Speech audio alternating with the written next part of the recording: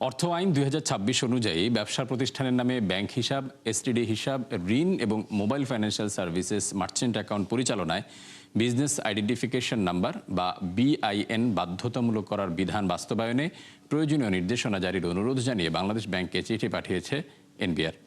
চিঠিতে বলা হয়, অর্থ আইন ২০২৬-এর মাধ্যমে মূল্য সংযোজন কর ও সম্পূরক শুল্ক আইন ২০১২-র নতুন উপধারা সংযোজন করা হয়েছে।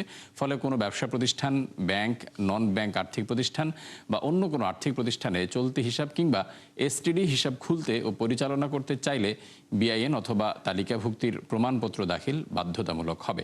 এজন্য তফসিলি ব্যাংক, নন ব্যাংক আর্থিক প্রতিষ্ঠান এবং সংশ্লিষ্ট সব প্রতিষ্ঠানের কাছে প্রয়োজনীয় নির্দেশনা পৌঁছে দিতে বাংলাদেশ ব্যাংককে অনুরোধ করা হয়েছে।